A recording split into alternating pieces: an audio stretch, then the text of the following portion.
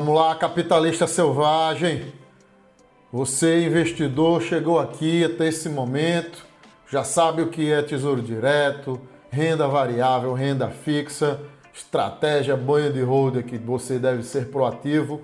Você agora vai aprender os critérios fundamentalistas de análise contábil de empresa, tá? Então, se liga no slide, memoriza esses conceitos.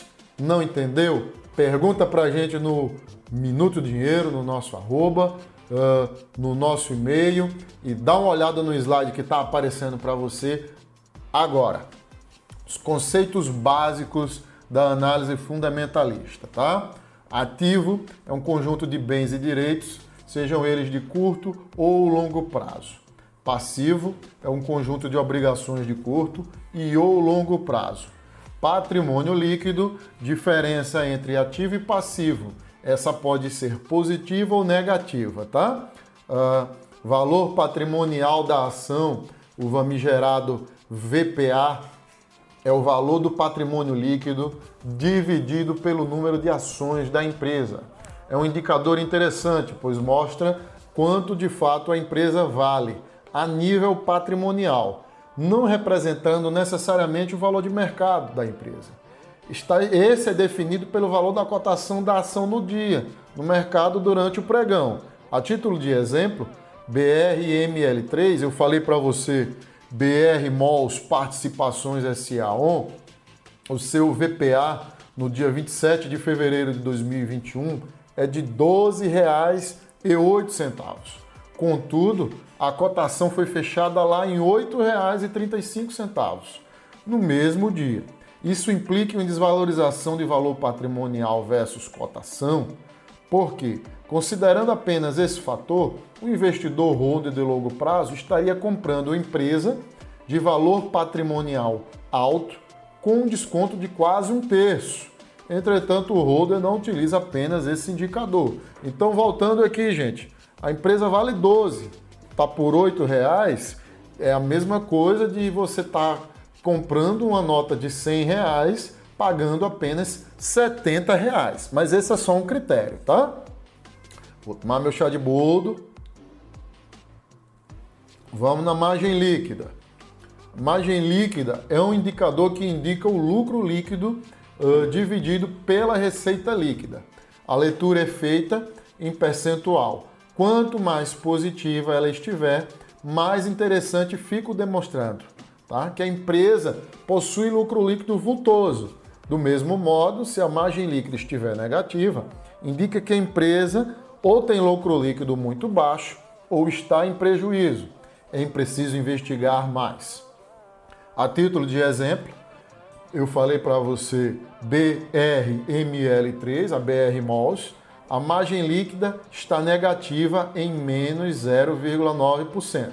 Sendo assim, percebemos que a empresa ou está no prejuízo ou com um baixo lucro líquido, tá? Seguindo mais outros critérios, vamos chegando na liquidez corrente. Essa daqui ela reflete a capacidade de pagamento da empresa no curto prazo. É obtida pela divisão do ativo circulante versus passivo circulante. Ambos são de curto prazo. A leitura se dá quando positivo e acima de 1. A empresa possui boa capacidade de pagamento no curto prazo, valores próximos de 0 ou negativos indicam possíveis problemas na capacidade de pagamento de curto prazo.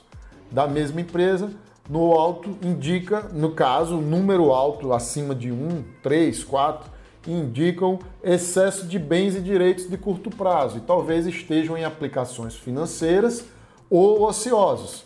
Como hoje a maioria das empresas tendem a ter aplicações ativas, é mais provável que esse capital esteja aplicado em aplicações financeiras.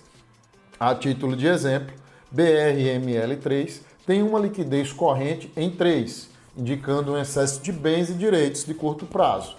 A empresa não possui dificuldade de pagamento. Contudo, esse autoindicador merece ser melhor analisado nas notas explicativas da empresa, tá ok? Seguindo ainda aqui no nosso slide, você deve estar vendo bem aí, vamos falar da dívida líquida. O que seria essa dívida líquida, tá? Ela é representada pela dívida bruta menos as disponibilidades. Disponibilidades, leia-se caixa imediato ou aplicação financeira de lucro, ou melhor, aplicação financeira de liquidez imediata. Se esse valor é negativo, significa que a empresa possui caixa livre positivo, ou seja, possui caixa para pagar toda a sua dívida bruta. Em verdade, é desejável que esse indicador seja positivo, controlado. Afinal, a oportunidade de financiamento no mercado que permitem, sim, que a empresa opere com um custo razoável. Então, na verdade, um caixa excessivo, permitindo que a empresa sempre compre à vista, pode ser bom, pode ser ruim. Vai depender do ramo que a empresa está. Voltando para aqui para BRML3, nós temos que informar para vocês que nesse momento ela tem uma dívida líquida positiva. Tomando chá de boldo. Vamos lá, gente, falar sobre o EBITDA. O que seria EBITDA? É uma sigla em inglês muito utilizada pelos bancos e grandes fundos, tanto nacionais quanto internacionais, que indica o lucro antes de impostos e juros, tá? É uma aproximação do lucro operacional da empresa, né? Ao investidor holder, ele é muito interessante verificar o crescimento do EBITDA. Ao longo do tempo, a leitura é que a empresa que gera EBITDA com lucro consistente mantém esse indicador de maneira crescente, tá? Então, você tem que olhar um intervalo de pelo menos 5 anos, o que seriam mais interessante. Avançando ainda nos indicadores, vamos no mais querido que nós gostamos, que é o lucro líquido, tá? Esse é praticamente um dos viés mais fortes para o corte do holder, que é o valor que sobra após a dedução de todas as despesas, impostos, podendo ser negativo ou positivo. Em caso de ser negativo, nós chamamos de prejuízo líquido, tá? A título de exemplo, vamos manter a mesma empresa, BRML3, a BR Malls, teve no ano de 2020 um prejuízo de menos 85 milhões, principalmente verificado em razão de muitas das suas unidades fechadas pela pandemia, tá? Então, você também tem que avaliar o momento. Então, nem sempre a empresa com prejuízo é ruim. É o caso de BR Malls. Era impossível ela ter lucro nessa situação.